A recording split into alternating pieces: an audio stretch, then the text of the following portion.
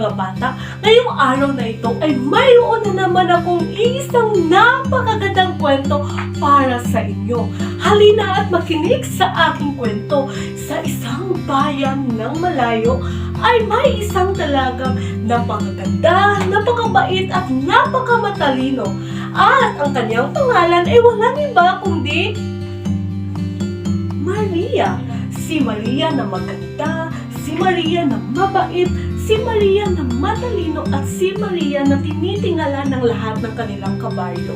Ngunit may isang katangian si Maria na nagtangi at kilala siya sa lahat. At iyon ay sobra siya kung mangarap. Araw sa gabi, nangangarap siya. Sana mayroon akong magandang bisteda. Sana sobra kong maganda. Araw-araw siya kung mangarap. Maria mo pangarapin! Maria mo pangarapin! Maria mo pangarapin! Iyan ang tawag sa mga kabaryo niya sa kanya. Ngunit sa halip na siya ay magalit, si Maria ay tila tuwang-tuwa pa sa tawagan ng mga kabaryo niya sa kanya. Sige lang, tawagin niyo lang akong Maria mapangarapin. Gustong-gusto at lubos ako nasisiyahan sa tawag niyo na iyon. Isang araw ay may nagbigay kay Maria ng 100 dumalagang manok. Maria, ako ay lubhang nabighani sa iyong taglay na kagandahan. Halika't tutanggapin mo ang 100 dumalagang manok na ito bilang tanda ng aking paghanga sa iyo. Para sa akin ito? Ang ganda ng mga manok na ito. Hayaan mo, ipapangako ko akin itong aalagaan at palalakihin ng gusto. Maraming salamat sa iyong kabutihan, Ginoong. Tuwang-tuwa si Maria sa natanggap niyang regalo mula sa isang binata. Kaya ipinangako niya na ang mga manok na kanyang natanggap ay kanyang aalagaan ng gusto. Kaya naman, araw-araw binibigyan niya ito ng tubig at pataba upang lumaki sila ng madali. Asa na aking mga manok? Halina kayo mga manok ko! Kakain na kayo! Iinom kayo ng tubig upang lumaki kayo ng gusto. Kasi balang araw, ipinapangarap ko na ako ay mabigyan ng isang inahing manok na siyang magbibigay sa akin ng mas maraming itlog. Maraming salamat sa inyong kabutihan. Sana naman maging mabait kayo sa akin mga manok ko. Halina, uminom kayo ng tubig. Dahil sa pag-aalaga ni Maria ay lumaki at nangitlog ng marami ang kanyang mga manok. Kay ganda ng mga itlog ng aking mga manok.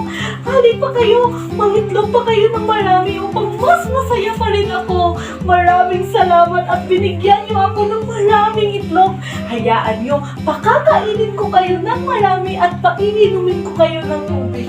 Maraming salamat sa iyong kabaitan sa akin mga manok ko. Di maipinta ni Maria ang kanyang katuwaan sa tuwing nakikita niyang nangingitlog ang kanyang mga manok. At dahil dyan, natupad ang kanyang pangarap na magkaroon ng isang inahin na magbibigay sa kanya ng maraming itlog. Isang araw, pumunta si Maria sa bayan upang ipagbili ang mga itlog ng kanyang inahing manok. Mga itlog ko, ibibenta ko na kayo. Maraming salamat sa binigay niyong katuwaan sa akin. Ngunit, kinakailangan ko na kayong ibenta dahil nais kong maihip ng hangin walang patutunghan. Parang ibong wala ring hangarin kundi ang lumipad ng lumipad. Nais kong lumipad. Sapagkat habang naglalakad ay walang ibang ginawa si Maria kundi mangarap na naman.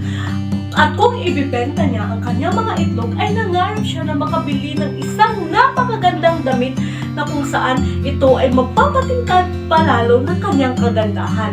Ngunit habang naglalakad si Maria ng pakending-kending ay biglang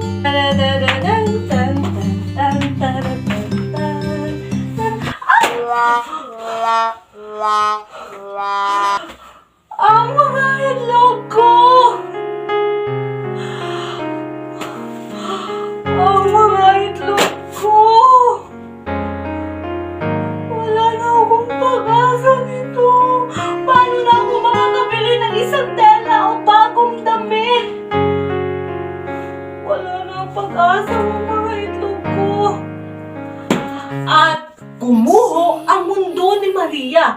Kasabay ng pagguho ng kanyang mundo ay gumuho rin ang kanyang pangarap na magkaroon ng magandang bestida. Kaya naman, simula noon, si Maria ay nagbago na. Hindi na siya gaanong nangangarap at bagkos, naging kontento na lang siya sa kung ano ang meron sa kanya. Mula ngayon, magbabago na ako.